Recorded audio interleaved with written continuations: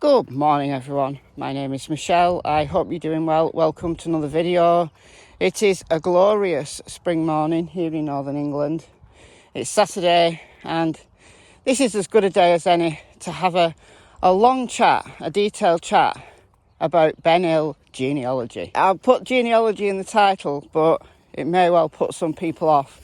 But if you're watching, if you're still here after like less than a minute, then congratulations, because this is really important. It's really important to understand the dynamics of Beech Creek, the Beech Creek community, and what went on Ben Hill Road, what people have said about what went on Ben Hill Road on June 15th, 2021, the day that Summer Wells disappeared. It doesn't tell us who is responsible for the disappearance of Summer Wells. It doesn't tell us how.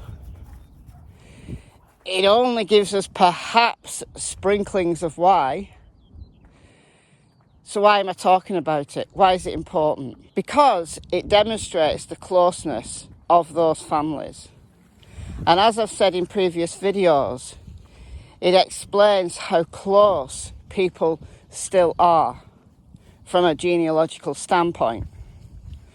How the land that they've owned for generations has passed down from generation to generation. What the possibilities are of such a community just closing ranks if one of their own is responsible, or to lead people a merry dance, or to implicate people who are innocent.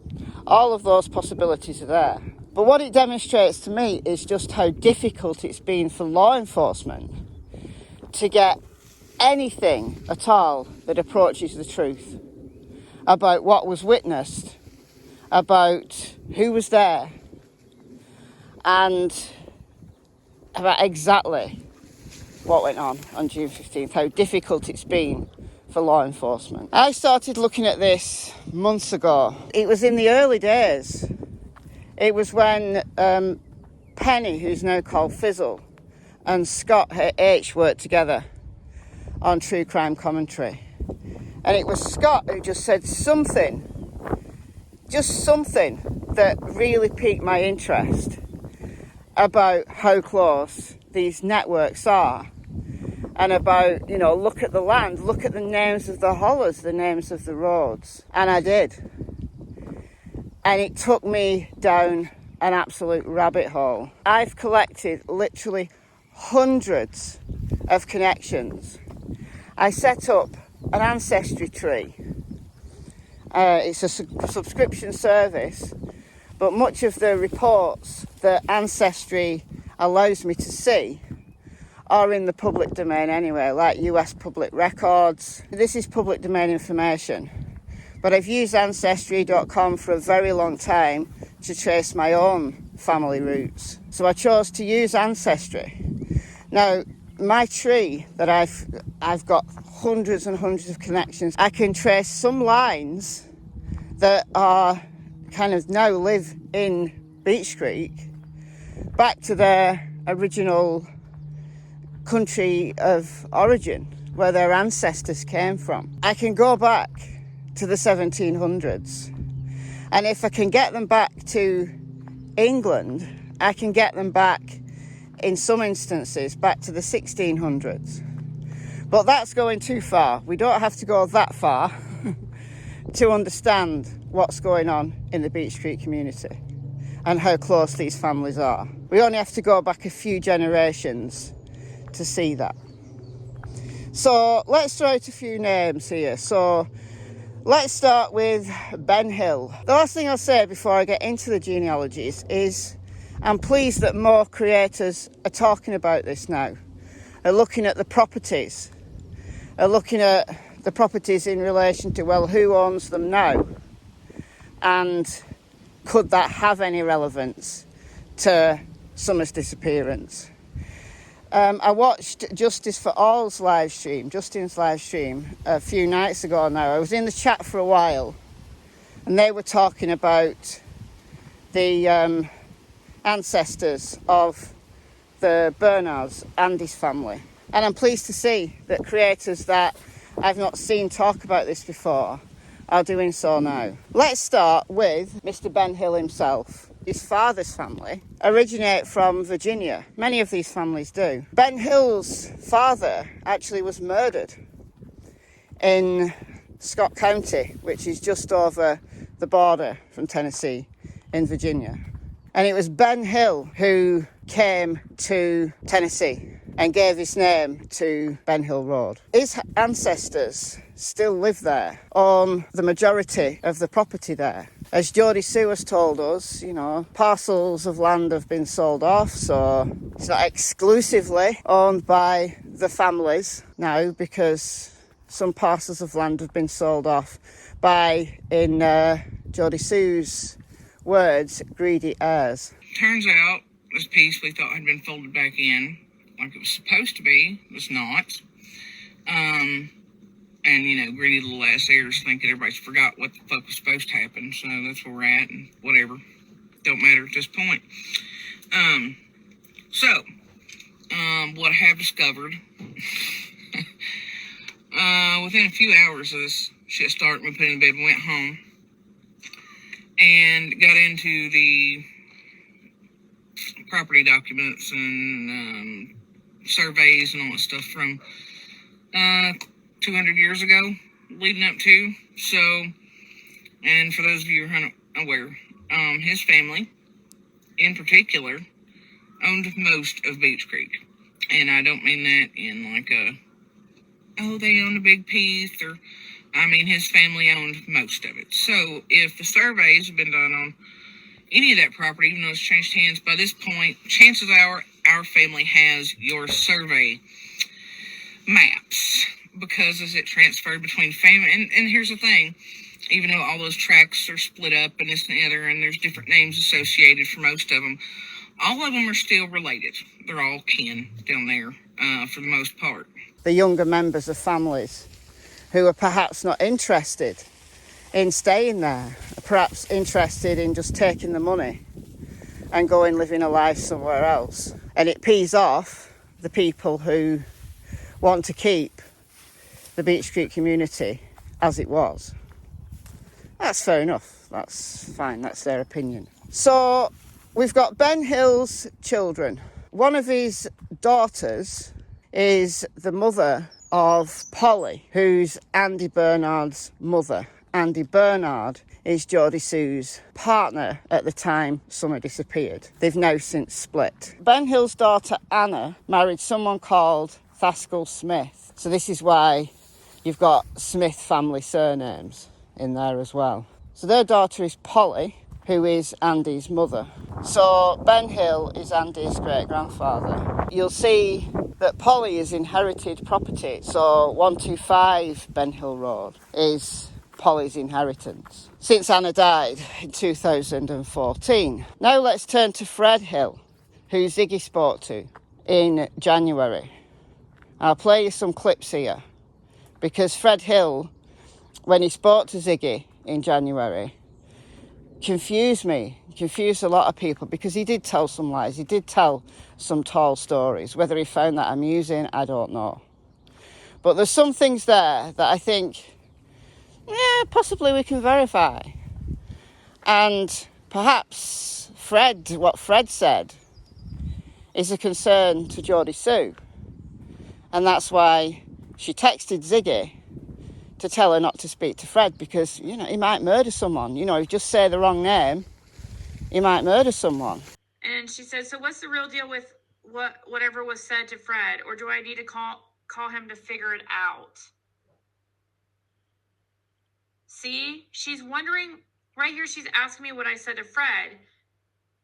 And then she said, I don't think any of you understand that if you go in there and say the wrong name or the wrong name, she said it wrong name twice, or slip to the wrong person, you can and will cause real murders and death in there once the attention is gone, and maybe even before. I sent her 2 voice clips that will not freaking play. And she said, LOL, Fred is Fred. Fred speak. Fred is Fred speak. And fun fact, Fred wasn't even in Ben Hill the day Summer vanished. And I've mentioned why and when he actually came into Ben Hill in my videos. I said, oh, wow. That is a fun fact. And she said, and cops and feds were there when he came in, and the name he gave you is wrong. And I said, what name? And I said, whose name? She said, and he told us Summer was killed Saturday. So Fred is Fred, like I said. Fred speak. I said, I don't know what you mean about him giving me the wrong name. She goes, I'm not going to offer that because there's a reason you all were done as you were. You know, she really wants to put people off going to Ben Hill Road. Desperate for people not to talk to her associates there. Why? Because they'd prove that you've been lying? Yeah, maybe. You see, the thing is, sidebar, Geordie Sue inserted herself into this case from day one. She inserted herself into this case on June 15th by making videos consistently ever since. People are only talking about Geordie Sue now because she's creating a ruckus on YouTube, because she doesn't want people talking about this. She doesn't want people questioning her. And she rants when they do. Well, sorry, Geordie Sue, just keep ranting because I don't listen. Anyway, back to the story. So Fred was there on June 15th.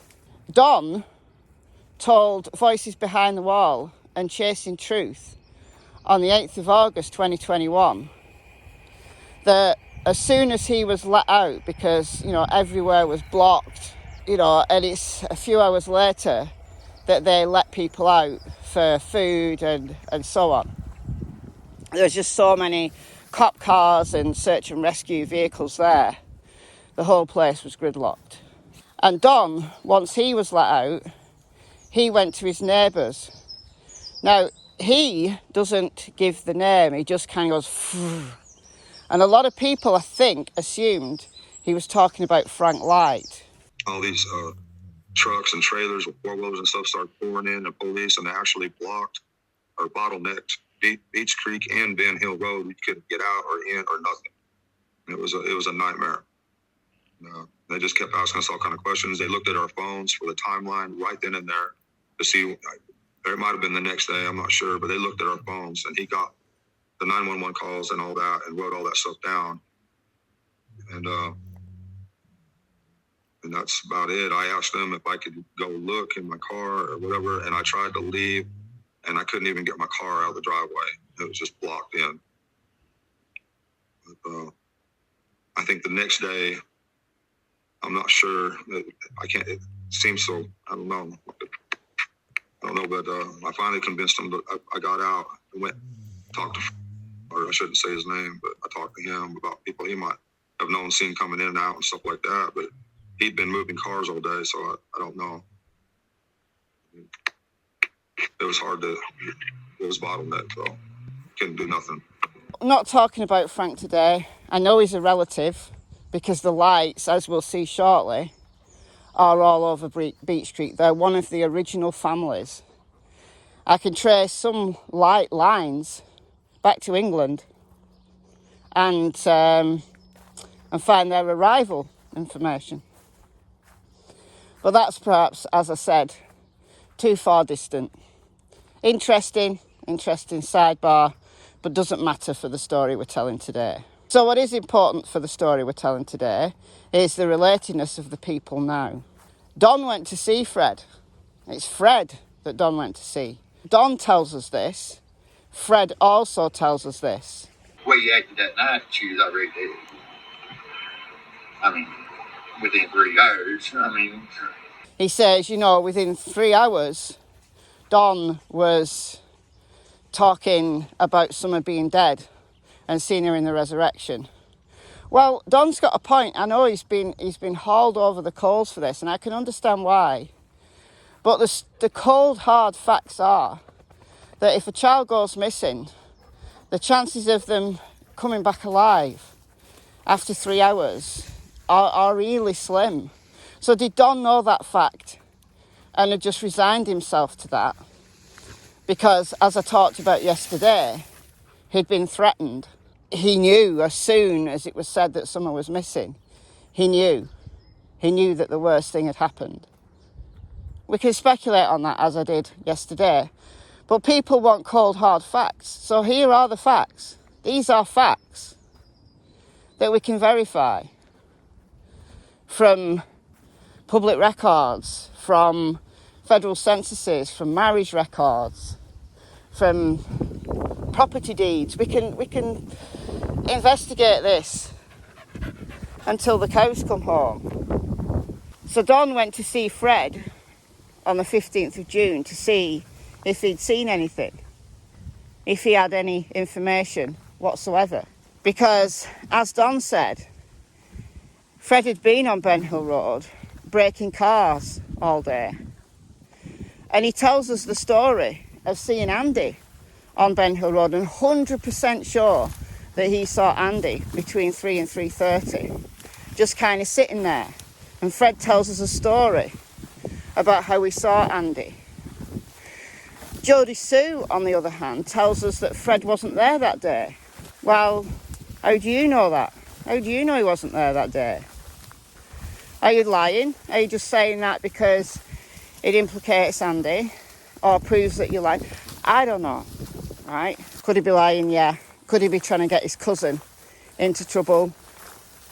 Yeah, could be. Or could he be at a point where he just wants to tell this? Hopefully he's told it all to law enforcement, like 11 and a half months ago. Somebody should interview Fred. Somebody should get him on a live and ask him all of these questions. Anyway, I think Ziggy did a good job of getting Fred on tape.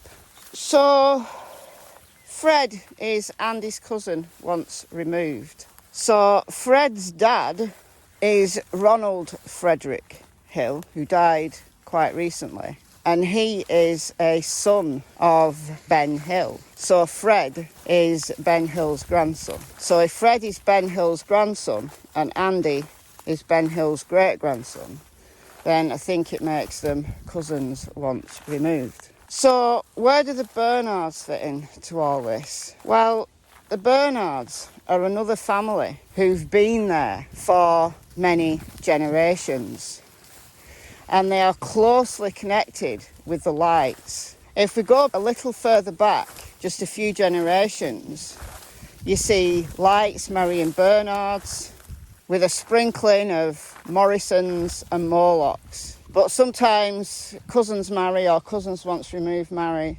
Bernards marrying Lights consistently, generation after generation. It's fascinating. And it shows that Geordie Sue is actually telling the truth when she says Andy's family owned the majority of Beach Creek. Well, yeah, from the 1800s, they absolutely did. But Geordie Sue, why, when Jackie Dobbs bought that 2 acres, why did you take it upon yourself to protect the honour of the Bernards when Andy was your abuser for like 26 years or whatever?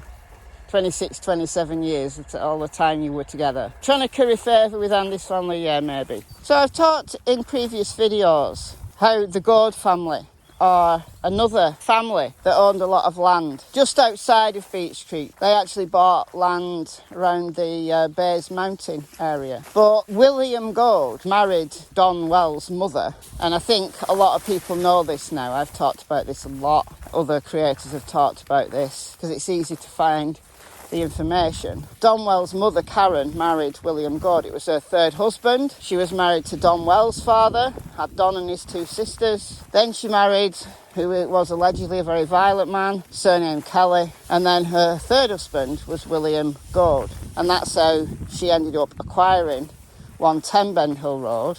And then when she died, by a quit claim deed, it was eventually given to Don Wells. So I've got all the property information. I've had this for months. I've got public records. I've got federal census. I've got it all stored. So it turns out that William Goad was Ben Hill's 3rd cousin, so a little bit more distant. But William Goad's ancestry, I've got that back a lot of generations now.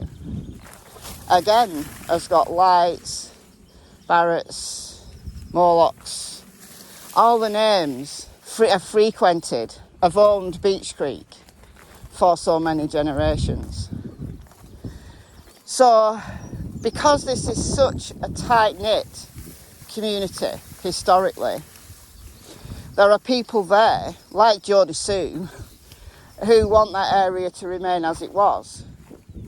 They don't want outside intervention. They don't want law enforcement poking their noses in. Why? Well, perhaps it's simply innocent, you know, that they're private people. They've policed themselves for many generations. Law enforcement, in the main part, has left them alone. You know, even a call to the cops, it takes, 45 minutes for them to get there. Just simply due to the location of Beech Creek. It's very, very isolated. It's in between Rogersville and Kingsport. But in itself, it's isolated because of its distance from both of those towns. So some of those people are just private, and that's that. And yeah, they don't welcome people turning up photographing Ben Hill Road or Beech Creek or surrounding areas. And they certainly don't want people talking about them. Well, sorry about that, but a little girl's missing, so there's that. So suck it up, buttercup. That's a good view today.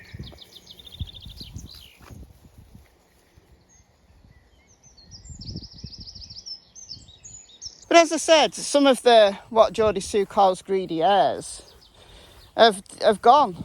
They didn't want to stick around. You know, they've moved on. They've moved to different areas, sold off their inheritance, started a life somewhere else, which is their prerogative to do so. But the ones who haven't done that, who live there still and want to maintain the integrity, so to speak, of that area, have really not welcomed outside intervention, outside interest. Tough, frankly. A little girl is missing. Hopefully all you guys have told everything you know to law enforcement. But what if some people haven't? It would be easy for whoever took Summer. Right, let's just imagine that the parents are not involved. They might have some guilty knowledge of something, but they're not directly involved in Summer's disappearance. It would be very easy for someone very, very local to that area to hide Summer inside a property, either alive or sadly deceased, and then get her out of there, get her off the mountain.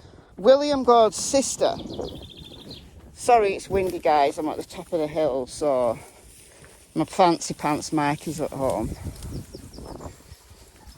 so put up with a bit of wind noise. Complain about it. I'll move off the top of the hill, shall I?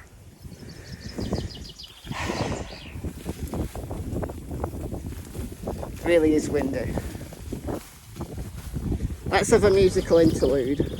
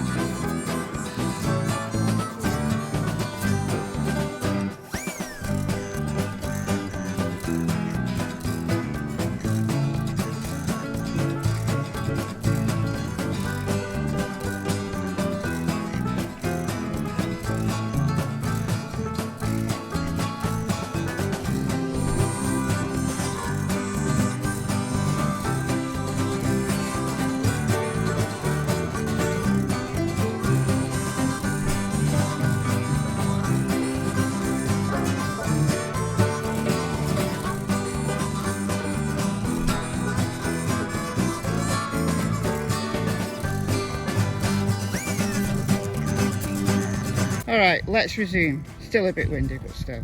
William Goad's sister is Mary. She married a Sexton, so she's Mary Sexton. She lives on Simpson Road, one of the closest properties to the wells.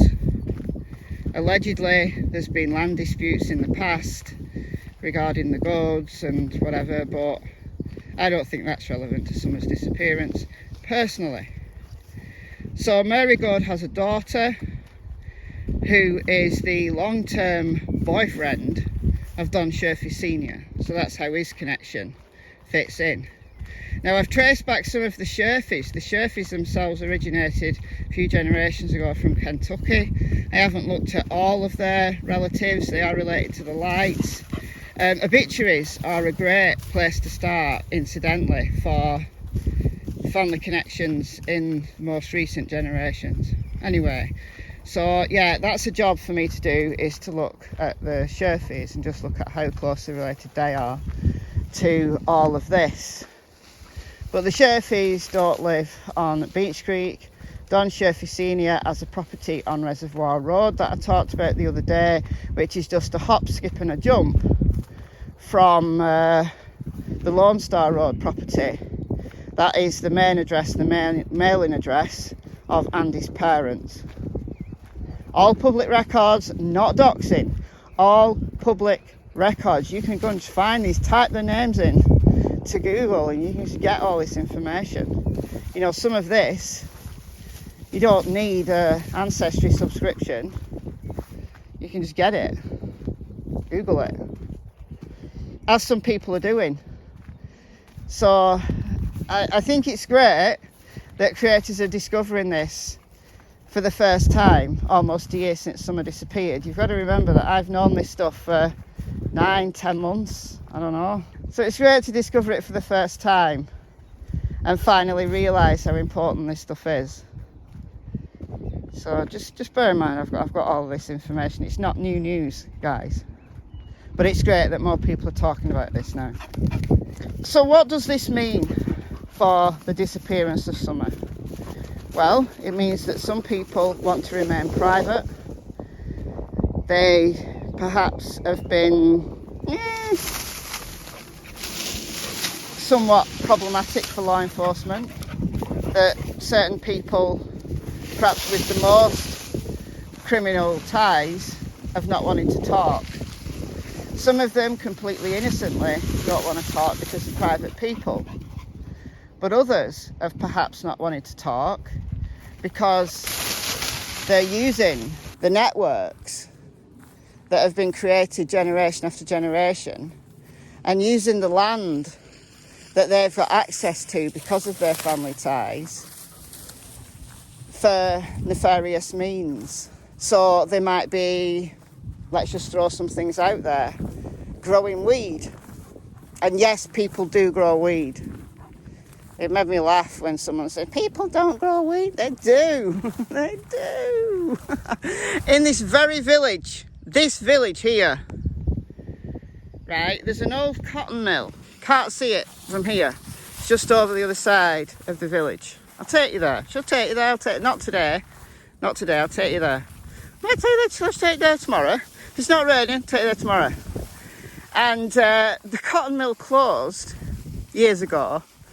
But there's kind of units in there and people can hire them, like either as office space or as, I think there's a children's play centre in there. There was a doggy daycare in there at one time. Someone rented a unit and set up a cannabis farm. Various houses in this very neighbourhood just here have been busted for growing weed. Come on, guys. How naive. So it goes on here, it goes on in East Tennessee. If you're growing plants on a certain property, you know, you've got a little operation going, and then law enforcement come along and want to search your property because a little girl is missing, you're going to, quite frankly, shit yourself, aren't you, right? So you might want to put off the searches until you've managed to disappear your plants, right? There's people cooking meth right there. Just as there is in this area as well. Right. There's people dealing pills like oxycodone. We know the big drug bust from 2009-10. You know, the one of the kingpins, as the press called it, was James Light. He's on Light Road or Light Hollow Road, whatever it is. There's 2 hollows called Light, one either side of the big mountain, because they've owned so much in the past. Getting oxycodone pills transported from Georgia. Some dodgy doctor at a pain clinic in Georgia. These corridors, these drug traffickers are just local people. Were you talking about really big business, right? Not just a few plants selling locally or a few pills being gained nefariously and then sold, or some meth being cooked, right? There's small leagues, but there's bigger leagues of people. And if you're so naive that you don't know that people grow weed, you're not going to believe this. But, you know, there's a pecking order in the drug world. Now, some people don't get involved in that. They just grow their own weed. They set up a little cannabis farm, you know, like these guys here, and sell locally. I'm not pointing to any particular house, I'm pointing to the whole village. And they just sell locally. But others get themselves embroiled. They get themselves embroiled in problems, in trouble. The higher ups who are, you know, have cartel involvement, whether drugs are being run from Mexico or out of state or out of country, some people get embroiled in that. And Don Wells has intimated that he's been embroiled in that he used to run drugs from Mexico years ago. So my question is there higher up involvement here? These people, these local people, inadvertently a family member gets embroiled in a situation that gets out of hand. Has that been the issue with Summer? The reason why Summer got gone? We don't know. We don't know. But for people who want facts, these are facts. From public records, property deeds, federal censuses, that these properties are closely tied to families who've been there generations, some of whom have a criminal element to them, some of whom wish to remain private for other reasons. Law enforcement have had a terrible time getting information from the Beach Creekers. Has that hampered Summer's investigation? Yes, I would say so. But let me know what you think about genealogy. If you've stuck to the end, thank you. The majority of people don't. Thank you. It's goodbye from me, Miss Tillington, and Miss Cassie Springer. Shout out to the secret end of the video club for sticking to the end. I said I'll show you the cotton mill tomorrow. I'll show it you now. I'll show it you today, because I can get a vantage point from that bridge. Stay tuned. It's seconds for you, a few minutes for me.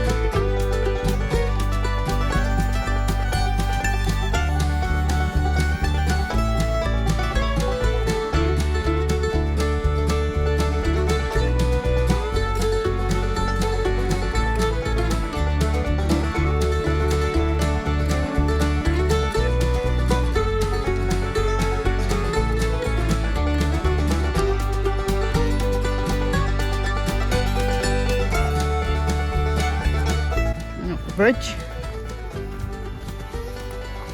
This is a right little treat for the secret end of the video club. Go on. Oh yeah, I better get Cassie on here. Right, come on, this way. Right there.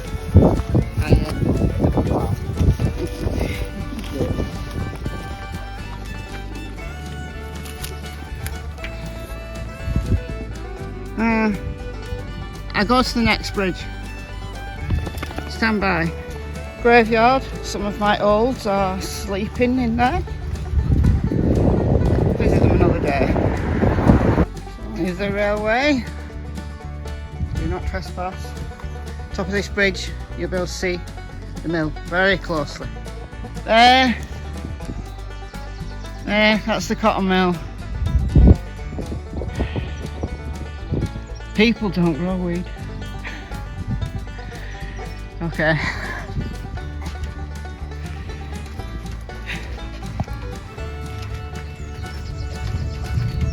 This time it really is. Bye guys. Check out the view from here.